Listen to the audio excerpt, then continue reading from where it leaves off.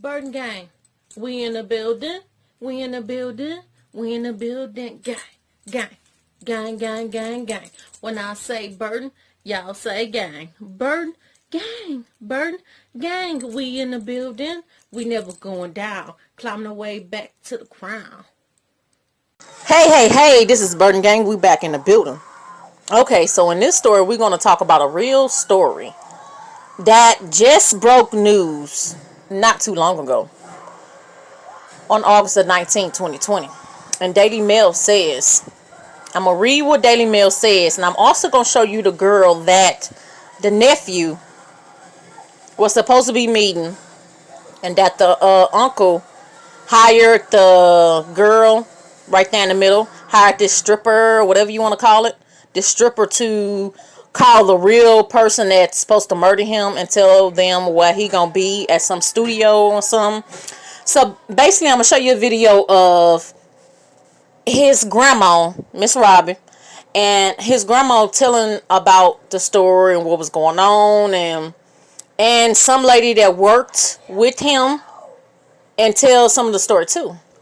So before I get this video started, on the left it's the uncle, on the right it's the young man that died, in the middle is the stripper that supposedly called the real killer to murder this man. And so it's a welcome to Sweetie Pie. Star James. Tim Norman, 41, is charged with hiring a stripper to kill his nephew, 21, 2 years after he took $45,000 life insurance policy on him, and visit sites of his killing on the show. Okay, so I'm going to show you a picture of the female after I do this, and after that y'all going to see the video of what's going to happen. And this is, leave your comments below, let me know what you think. And I will also do an update on the story, because this story is touching to me, because we watch Sweetie Pies all the time. We're like, we really love their show. Okay, this is Burden Gang, we out. This is the female that the uncle allegedly found for her to set up his nephew.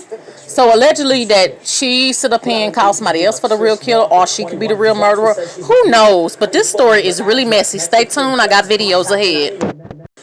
Y'all can read this that I got from Daily Mail. Pause the video and read it. Videos next. About 10 years ago, I worked with Tim Norman from the show Welcome to Sweetie Pies, and I'm going to tell you what that was like and give you my opinion on what's going on with him now. Hey everybody, my name is Jay. There's a lot to go over, so I'm going to jump right into it. Number one, who is Tim? Tim Norman is the only living son of Miss Robbie Montgomery, who is the owner of the restaurant Sweetie Pies. She's also the star of the Oprah-owned television show Welcome to Sweetie Pies. She became famous when she was a backup singer for Tina Turner and Ike Turner. She was one of the Ikeettes. They traveled together. She had a collapsed lung, so she retired from singing.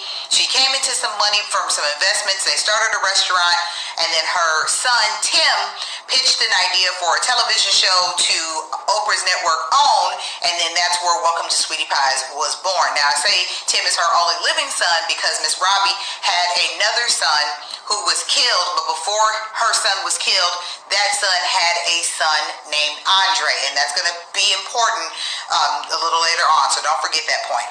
Number two, Tim in the news. So today, Tuesday, August 18th, 2020, Tim has been accused of and arrested for allegedly plotting to kill his nephew, Andre. Again, Andre being the son of Miss Robbie's deceased other son. And the son that was deceased only had one child, which was Andre. So now Tim is being accused of plotting his murder. Now, Miss Robbie's grandson, Andre, was killed back in 2016 in St. Louis.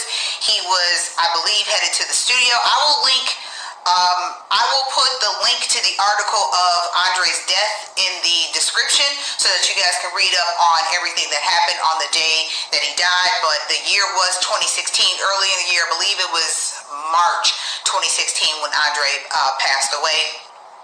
He was a victim of gun violence, and it was a really big uproar here in St. Louis because Sweetie Pies was a really big restaurant. Miss Robbie was like a local celebrity. Tim was like a local celebrity. Everybody who worked at the restaurant and who was on the show, people got to know. So it seemed like it was like a jealousy thing. So that was the whole uproar in the city when Andre died. Now, I got this clip here from the Shade Room. Again, I will link the article in the description, but the Shade Room says, it was two articles posted on the Shade Room. One of them said that Tim has been arrested for allegedly plotting his nephew's murder, and then the second article said that he plotted the murder. The alleged motive was that he plotted the murder to get his nephew's life insurance. So in the Shade Room article, it states that Tim Norman had put out or had taken out a $450,000 life insurance policy on his nephew Andre. The story is that Tim allegedly a stripper from Memphis plotted to kill Andre for the insurance money. So there was some trafficking, some phones, blah, blah, blah, blah. I'll get to all of that later. But a week after Andre was murdered, Tim Norman, the uncle, tried to cash in on his insurance policy, which I'll get to a little bit later. So that's what the article on the Shade Room says. Now, number 3, let's get to Tim's criminal background. Now, mind you, or disclaimer, all of this is public knowledge. You can Google these facts. It's all public record. You can go to the courthouse and get this information. So I'm not saying anything that I'm speculating. This is all of this that I'm about to say has been published. So even though I worked with him, I'm not just making this up. This is not insider information. This is public knowledge that everyone either already knows or you can find out for yourself. Now, it's been over a decade since I worked with Tim, Miss Robbie, and the Sweetie Pies family and franchise. So I don't think I'm in breach of any NDA or anything like that. So even if I am, I'm going to be very, very careful about what I say. I mean, even if I am still under an NDA, I'm going to be very, very careful about what I say so I'm not in breach of that. Okay, so bear with me. Okay, so Tim's criminal background. Number 1, he spent 10 years in prison for aggravated assault and armed robbery. That is a felony charge. Okay, when you spend a decade in prison, you're a felon. Okay, so he got out of jail. That's when he started working at the restaurant. That's when they got the show. That is listed in his bio on the OWN website when you click on the show. So if you go to the OWN website, owntv.com or own.com, and it lists shows. You go to Sweetie Pies, and in the bios of the character, in Tim's bio, it states that he spent 10 years in prison, okay? So that's one instance. A second instance was Tim was allegedly sued from a landlord in Texas for $500,000, either a quarter or $500,000. Again, I will link the article for back due rent. Okay, so he was sued for that. Number 3, Miss Robbie sued him. I'm going to link the article, but there was something to do about the location that he opened up in LA, something about the name, something about the funds. I'm not sure about the details, but again, I will link the article. But Miss Robbie definitely sued Tim for something involving the restaurant Sweetie Pies, okay? Some sort of legal entanglement, we use that word, that went on between the two of them. She sued him because of that, okay? So that's number 3. Number 4. Allegedly, Tim was arrested on assault charges for assaulting one, if not many, employees at Sweetie Pies. He allegedly punched an employee in the face in their Texas location, okay? So he was allegedly arrested for assault charges there. I will link the article, so that's number 4. Number 5, Tim, after he divorced from his ex-wife Janae, he was dating Basketball Wives star Jennifer Williams, and he was arrested on assault charges, and she had to put out like a restraining order, and I believe she filed stalking charges on him, and she had to go to court and testify. So that was a whole thing. So you have 5 instances of Tim's criminal behavior that is all And on the Google, okay, I'm going to link the articles, but you can Google Tim's criminal background, okay? That's 5 instances. Now, what I saw when I worked with Tim during the Sweetie Pies phenomenon, I saw that Tim was a person who I wouldn't leave my purse around. I don't know. There was just something about him. I never actually saw him do anything underhanded or deviant or illegal, but there was just always a vibe about him that was like, where is my purse? Let me make sure it's zipped up and put my wallet away. And that's not to speak ill of him as a person, because I don't know if he ever committed any crime. I wasn't there. But sometimes you just get like an intuition and you just feel a vibe about someone. You feel an aura. Maybe it's because I'm Southern. You know, my family's from Mississippi. Maybe that's just one of those things. It's like an antenna. It's like, I don't know, discernment? Yes, that's what it is. I have discernment over some people or over my life. And sometimes some people just rub me the wrong way. And he was just one of those people who kind of rubbed me the wrong way. Also, when you look at what his criminal history is, it seems like he has a proclivity for criminal activity. Now, that doesn't mean that someone is a criminal just because they have a proclivity for criminal activity. I can like vegetarian food and not be a vegetarian, okay? So just because you have certain interests or habits doesn't mean that you are a person who does those things, okay? So I want to be very clear about that. Just because you have a proclivity for criminal activity does not make you a criminal. Okay? Also, there is one thing I want to say about the entire Sweetie Pies family, all of the workers, all of the employees, Miss Robbie, her sisters, her niece, her nephew. They are a family unit, and I feel bad for what they're going through right now. Like, it was bad enough losing Andre. It was bad enough for Miss Robbie to lose her son. Then her son Tim goes to jail. Then her son Andre moves from Texas to St. Louis to be with her, even though she said St. Louis is not safe for you. You know, they're killing black men left or right in St. Louis. I think it's best you stay in Texas. And he said, no, Grandma, I want to come and be with you guys. So Miss Robbie's goal was to get him to graduate high school and move back to Texas because she thought it was safer for him in Texas. So when he passed away in March of 2016, he was coming to visit Miss Robbie in St. Louis. And a few days after he came to visit, that's when he was killed. So she's dealing with regret and blame and guilt because she couldn't stop him from coming, and she tried so hard to keep him away from that criminal element that is very common in St. Louis, especially black men. They're at risk.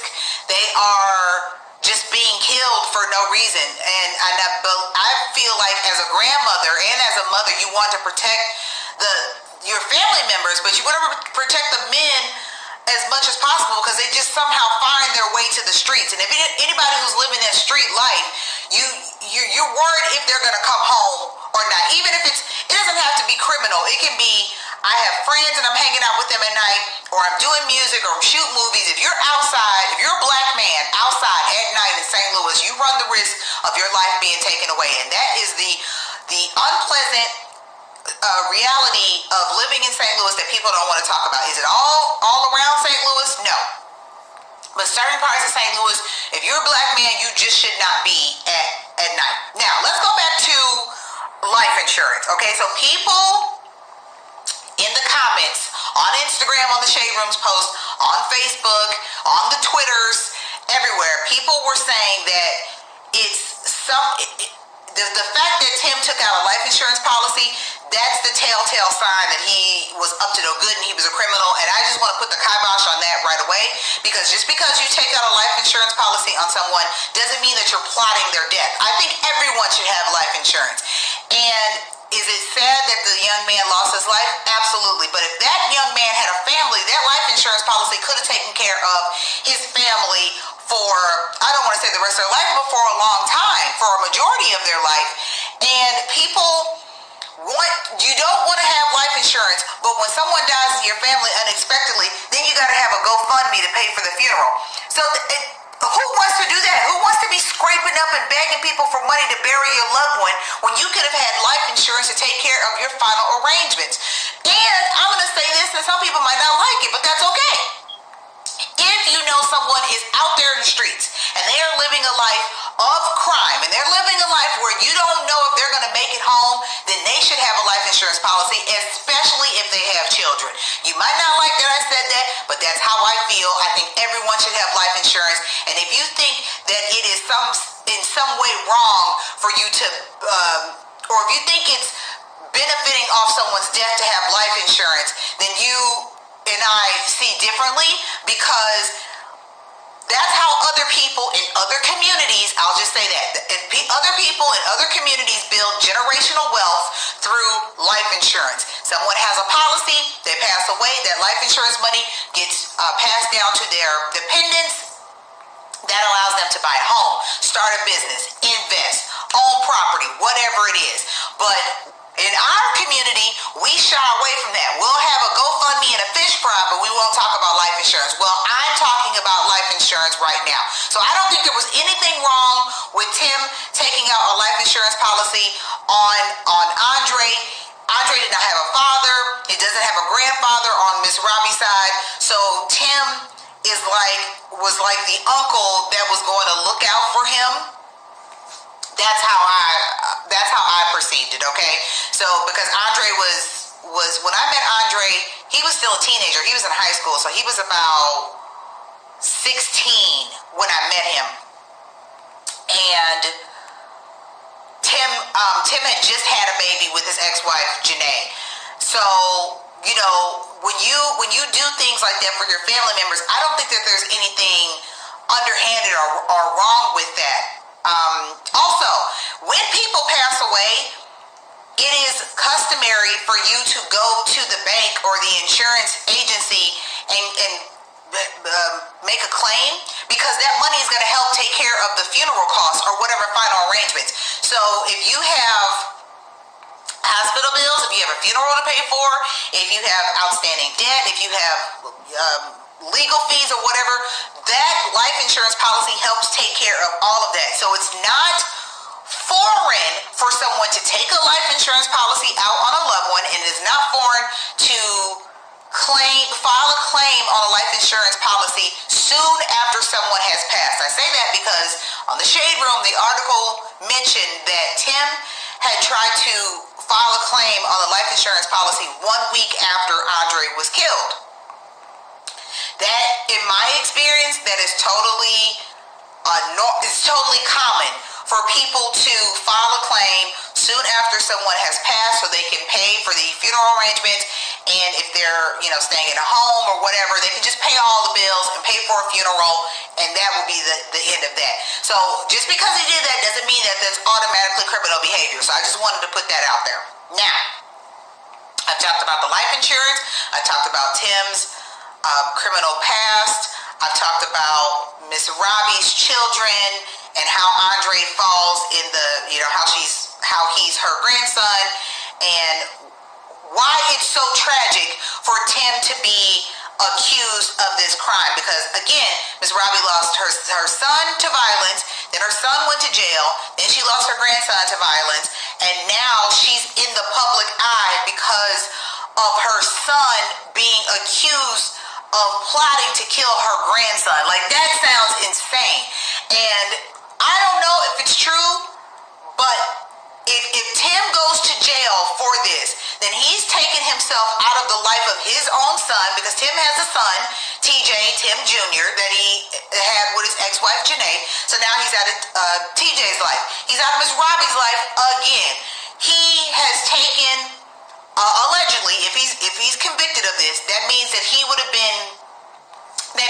Andre's mom will look at him as the reason why she no longer has a son.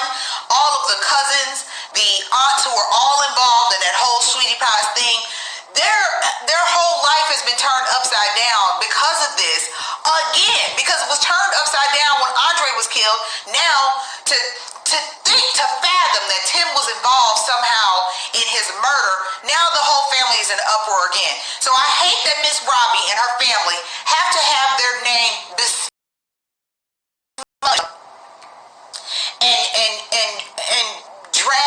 been hashtagged and made a mockery of and made fun of, they're gonna be a meme any day now. And I hate that for her because she was a really, really nice woman, just a good-hearted, just a good soul, just a good-hearted woman, Southern, from Starksville, Mississippi, just like a nice lady, just like a nice black lady, you know, and she just want like an auntie. She was just so sweet and so great, but she, you know, she had that sass. She has you know, she'll get at you. And I always got that from her whenever I was around Miss Robbie. And I hate for her more than anybody. I hate that she is dealing with this and going through this. And if you were feeling like if this was your chance to make a funny tweet or something, some sort of meme, don't. I know her. She's a nice lady. Her family doesn't deserve this. They don't deserve to be the butt of your jokes and to be made their family name to be made a mockery of. They're dealing with enough. Let them deal with this the best way they can, okay? And that's as privately as possible. Stop with your memes. Stop with your jokes. Stop with your tweets. I feel so terrible for Miss Robbie and her family. I don't know what's going to happen with Tim, but I know that this is devastating to everyone who ever knew him or any member of the family. Andre's friends, this was another thing I was going to bring up. Earlier I mentioned that when Andre was killed, there was this uproar of, you know, like, why can't black men be great and black men are always attacking black men, Now, allegedly, it has nothing to do with jealousy and black men hating on black men and, you know, black on black crime, which is not a real thing, but somebody's going to throw that out there. It's not a real thing, guys. But now it was all a plot. It has nothing to do with random acts of violence, allegedly, okay? So that's another thing that makes me pause, or that gives me pause. It's like, dang, what you did allegedly gave St. Louis and their people a bad rap, like we're one of these cities who just be killing folk and not caring that, you know, these people were doing something for the city and they were hometown heroes and they were celebrities. Like we're just a city of haters. Like we just gonna hate on people, we gonna kill them, and we're not gonna let people live, we're not gonna let people be great. That's what you made St. Louis look like. It turns out you were the culprit. Allegedly. So I don't know what that was another thing. Oh my God, y'all, there's so much. There's so many layers to this. Now, the charges. There are state charges and federal charges. And the reason why is because allegedly Tim had come from California to St. Louis because he got wind that Andre was coming from Texas to St. Louis, and this stripper from Memphis told Tim that she was St. Louis. She either told Tim or told Andre. But allegedly, Tim traveled to St. Louis. This stripper, Miss Ellis, I can't remember, starts with a T something Ellis. Terica Ellis, allegedly, came up from Memphis to St. Louis. They got burner phones. If you guys don't know what a burner phone is, it's a disposable prepaid cell phone that you can get from Walmart or Walgreens. But they got a burner phone, and they were communicating to each other saying, hey, you know, this is where Andre is going to be. And so allegedly Tim had communicated with Andre like, hey, where are you? Andre said, I'm here. And then allegedly Tim called Terica and was like, hey, he's over here. And then Terica called the actual killer and told him, hey, he's over here. And that's when he was killed. And according to the Shade Room's article, the purpose for them working together in a cohort or in cahoots was that everyone was going to get a piece of the life insurance policy, and somehow some money of $9,000 was paid into multiple accounts by Tim. Again, all allegedly. The article is on the Shade Room. Oh, my shoulders are hurt because it's just so much tension. Oh, back to the charges. Okay. The fact that Tim allegedly came from California, Terica allegedly came from Memphis, and to St. Louis, and then went back. That's what makes it a federal charge, is because they cross state lines. The minute you cross state lines, you're dealing with the feds. Now, this whole plot started and ended in Missouri, then they would just have to deal with the state. But the fact that there was some communication in multiple states, there were cell phones and social media or email involved, because you use all of those other things, that becomes a federal charge. It's so crazy. I need to really get into crime studies. God, my shoulders are all tense trying to tell this story, guys. I'm so sorry.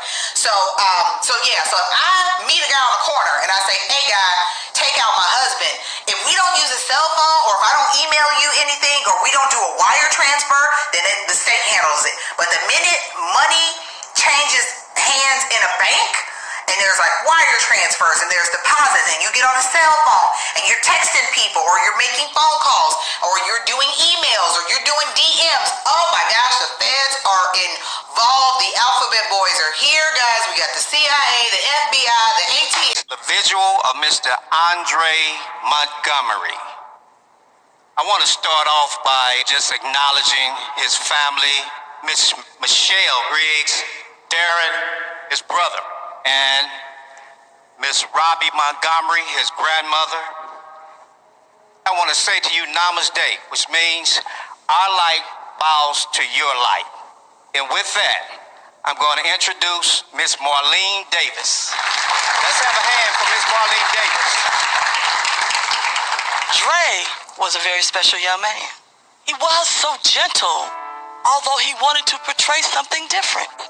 I just think about how much life he could have lived, how good he could have been. I didn't know anybody got shot when I was growing up. I didn't know not one single person. So we gotta do something different. You can't have one foot in the game and one foot over here pretending that you okay. If you don't come all the way out the game is gonna get you. We gotta get tired. The blood of Dre has to make us tired. The tears of his grandmother to see her grandson has to make us tired. To see the killing in our city, 3 and 4 day, it's gotta make us tired. Touch your neighbor, say we gotta get tired. And when we get tired, we will see real change. I really miss my grandson, but now we have to focus on finding the guy that killed Andre. You get tired, don't y'all get tired? We are killing each other, and we need to stop. We need to start loving and stop killing, because how many of these are we going to have? I mean, how many marches are we going to do? How many visuals are we going to have? We need to love one another. On behalf of my family here in St. Louis and also in Texas, I'd like to thank you all for your support and outpouring of love and prayers. Our family hurts every day. There isn't a day that doesn't go by that we don't think about Andre. Pain is still there, and it won't go away until we have closure. We all have an Andre whose life had been taken way too early. And for what? He wasn't a gangster, he wasn't no thief, he wasn't violent. He was a young man still trying to find his way with a good heart. There are people out there that know what happened, who did this to Andre. We all know about the street code, the snitches get stitches. We need to get out of that mindset and realize that we're killing ourselves for no reason. Help the detectives, help us get closure. So that way when we say rest in peace, Andre, he can finally rest in peace. Thank you.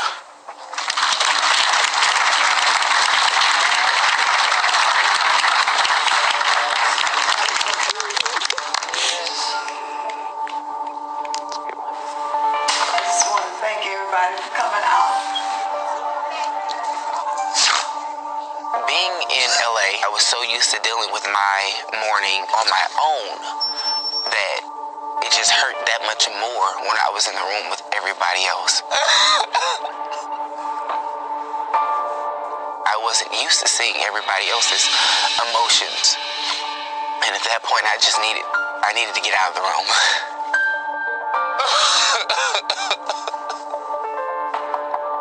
Andre is like one of the beats in my heart, and it's gone. It's gone, and we can't get him back. We tried to give him a better life, and he lost his life here. But we could have closure if somebody would tell who did this to Andre.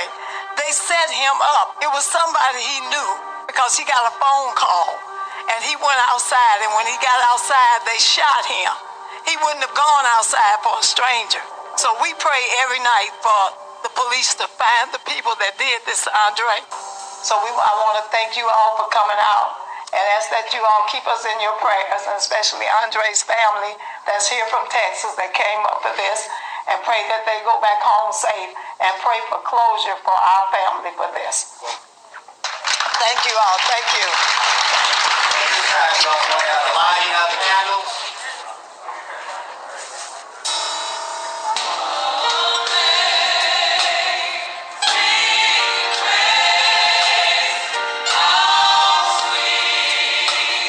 Once we had gotten through the program, it was a relief.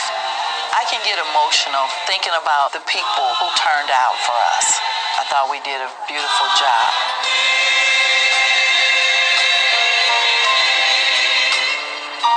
Everybody that spoke had a powerful message. I'm hoping that the community listen, and especially the black men, so we can pull together, uplift each other, support each other, and not kill each other. How do you make sense of losing your son and your grandson to violence? Just seeing this takes me back. Andre was like somebody that I wanted to take under my wing and make sure that he made it. And my goal was to get him through high school.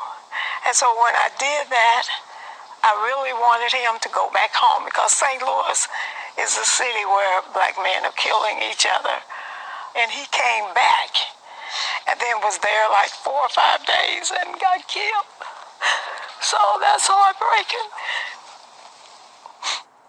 And Linda, with Andre's passing, does that bring up the memories of your son Aaron? Yes, it does, because the fact that they both was young men. You know, my son, he got killed because he was in the wrong place at the wrong time. Andre, when he got killed, he was trying to make music.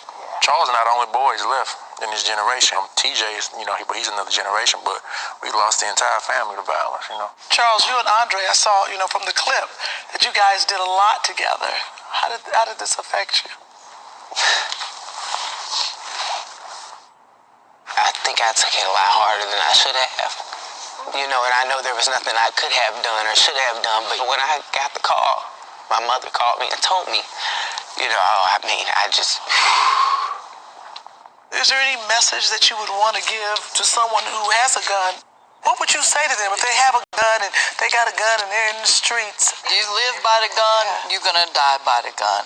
That's what we've always heard. And it's your young man, your peers that you're killing. And what about the family? People don't realize it. Even when the young men go to jail, it affects the family. To pick up a gun is easy, but to take somebody's life that you can't give and can't give it back, that's devastating. Why does our community experience so much loss?